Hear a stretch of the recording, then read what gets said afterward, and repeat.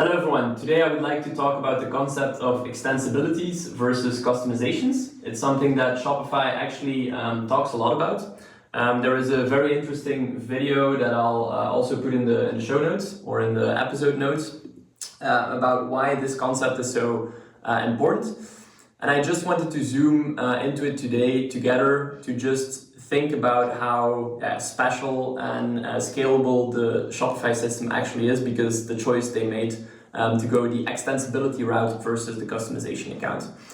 So I will take the concept or the of the checkout, the example of the checkout. So actually before what you had, I don't know if you remember obviously and how long you are already in the Shopify ecosystem, but before we had the checkouts.liquid.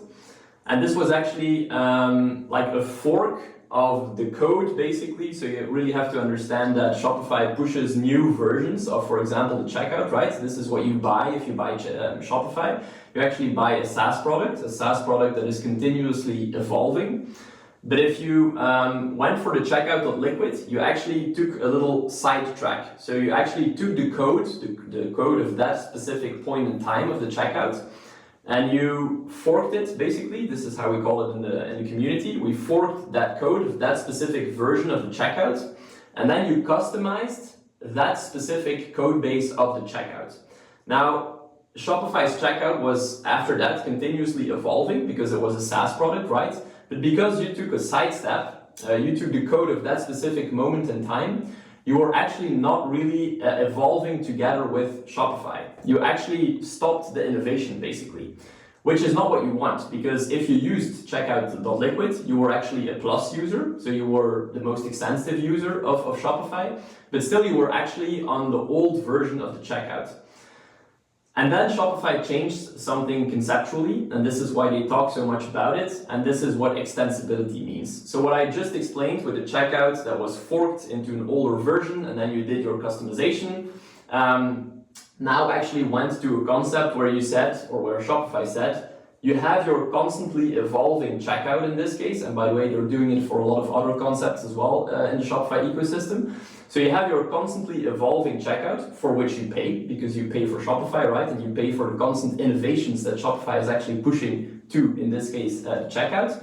So what they're now actually doing is, instead of you forking that code on a specific moment in time, you are actually able to extend this ever-evolving code base, basically, or product, the checkout. And so, because Shopify gives you specific access via APIs, basically, to this constantly evolving system, you are able to extend stuff that you specifically need for your checkout, but it doesn't mean that you forked the code base and that you're stuck into an older version. Because you're extending it on the ever-evolving system that Shopify actually is. So extensibility is a super important concept because it means that you can build bespoke features for your specific brand, but you still leverage the continuous developments that Shopify is actually pushing. And this is super important because there are not a lot of systems out there that actually do this. What you see a lot in ERP software or in other software is that you're stuck in a certain version. For example, you're stuck in Magento 1, you're stuck in Odoo version 13, for example. You customize stuff on it.